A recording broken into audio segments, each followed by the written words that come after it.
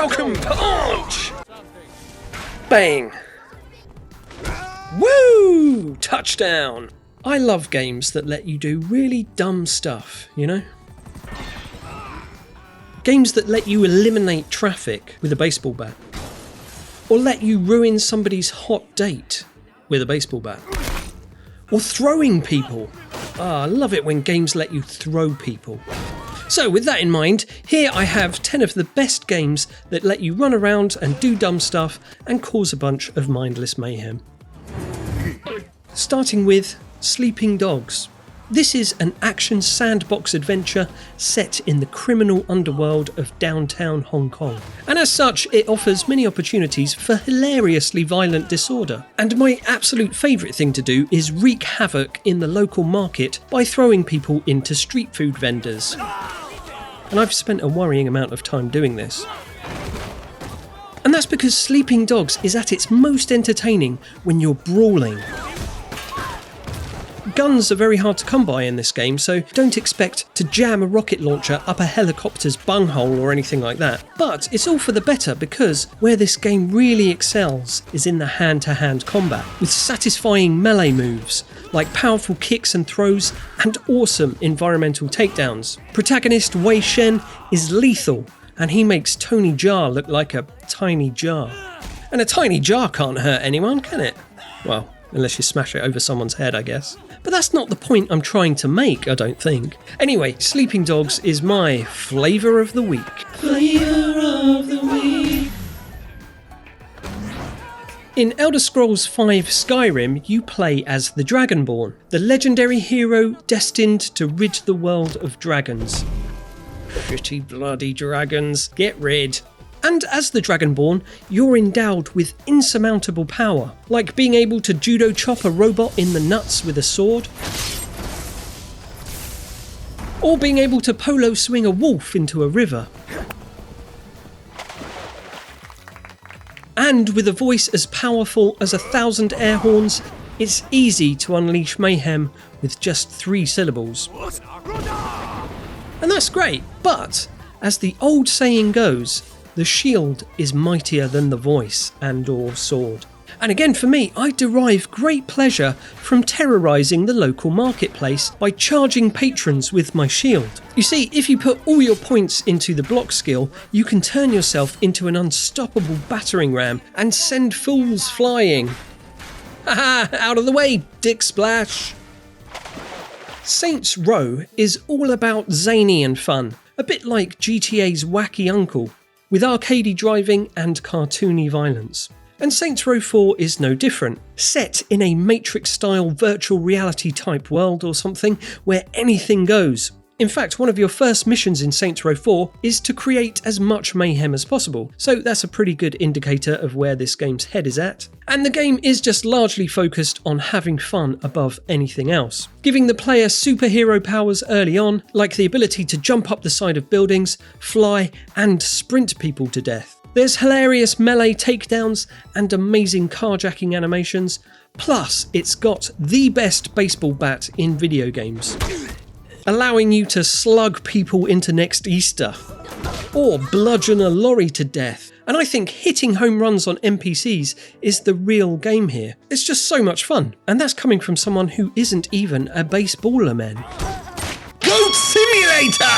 So the mayhem you create in Goat Simulator isn't just a tangent for when you get bored of the story and decide to go off the rails. No, the mayhem is the game. It's a bit like Tiny Hawk Pro Skater, but instead of a tiny hawk, you're a medium goat. And instead of doing skaterboard tricks, you earn points for smashing poo up and annoying NPCs. You get to gallop majestically around various environments, violently careering into all manner of objects, bouncing, crashing and free-falling with purposefully janky physics.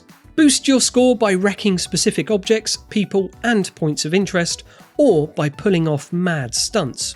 This game is a great de-stressifier, because you don't always want to be up inside your head. Sometimes you just want to be a goat going around breaking stuff. And so Goat Simulator is a brilliant comfort game And to me, it's just like the video game equivalent of putting the TV show Friends on in the background, just so you can hear some other voices in the house to distract you from the one that's inside your head telling you you're a miserable failure. Just Cause 4 is an action sandbox with emphasis on the action and a hot dollop of crazy thrown in for good measure. And just like every other Just Cause game, it takes place amidst a fiery insurrection, with the player character Rico Rodriguez front and centre of the turmoil. So the action never stops. You're up against a private army with a limitless supply of attack choppers, attack tanks and attack bikes, all there for you to explode or commandeer. Now, transport-based havoc is textbook, but where Just Cause really comes into its own and all over the competition is with Ricky's grapple hook and tether. Use the grapple to zip around like a bat and hurtle onto the canopies of nearby vehicles. And hurtle into people, of course. And then with the tether, you can really get creative. Thin out the enemy ranks by making units go away with balloons, or send their heavy artillery spinning off wildly into the sky by attaching rocket boosters to them.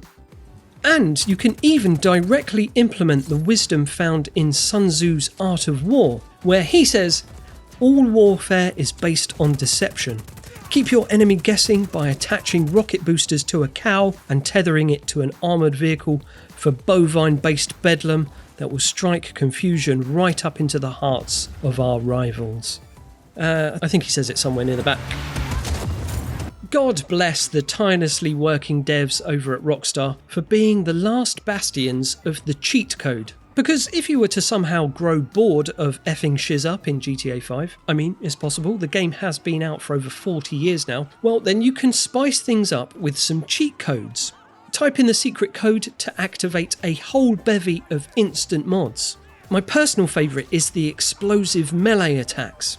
Use it wisely though, as a careless kick to a passenger side door of a squad car can prove fatal.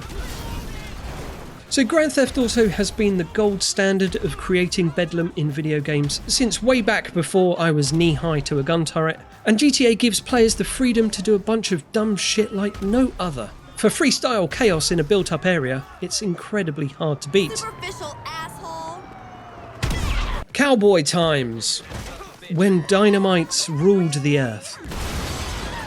On to everyone's favourite game now, the massive open-ass cowboy world of Red Dead Revolver 3. Now the flimsy honour system should be immediately ignored and the chaotic life of an outlaw fully embraced. I've found the most fun is to be had by just randomly terrorising the locals at every opportunity.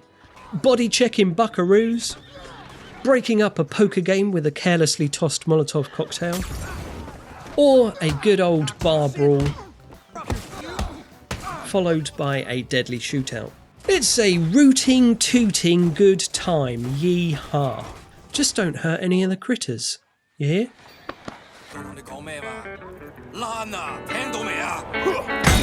Cyberpunk 2077 is a rich open world, absorbing and evocative, and with a deep and compelling story that's emotional and impactful. Oh, my parents died. Oh, sure you want to hear this? That's great, I love that. Also Keanu. Same shit, different assholes. But when you get bored of the story, it's really fun to punch NPCs into nothingness with robotic gorilla arms. And here again is another brilliant baseball bat. One that can knock bad guys elastic sometimes.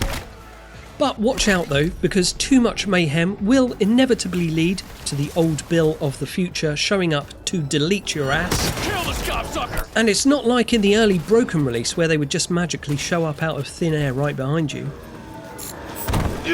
Okay, well, it is a bit like that, but it's better anyway. So going on a rampage in Cyberpunk can lead to its ultimate challenge. And that's when the 5-0 call in their crack unit of specialised cyber psycho exterminators, the Max Tac. In the rich lore of Cyberpunk, these guys are the ultimate badass SWAT team. These mothers are like the Dark Souls of fictional futuristic tactical operations units. And so staying alive against these guys for any kind of duration is one of the toughest challenges in video games. In Teardown, it's so easy to lose an hour or 6 to blowing up a harbour with a bottomless bag of dynamite, or dismantling a food court with a shotgun. But Teardown, when it's played regular, is a game about pulling off heists with careful planning and efficiency, economy of movement, and creative problem solving. To successfully pull off a theft requires the player to take advantage of the fully destructible environments. Smash your way through walls and windows to make shortcuts, cave in roofs and ceilings to create your own access points and pathways, and make a quick and clean getaway. Except not clean though. The voxel-based technology and custom physics engine used in Teardown allows the player to make a beautifully chaotic, destructive mess. Smashing a small town to bits while pulling off the perfect heist is more rewarding than Medal Day in Commendation Town. Realistic analogy, but the free roam mode is really where it's at. Idly reducing a small town to dust is more relaxing than Animal Crossing on Valium. It's pure catharsis. When you just want to play a game, relax, and make voxels fly every which way, except no substitutes. Absolutely anything is a lethal weapon in the hands of the Hitman, Agent Baldy Steven is the name.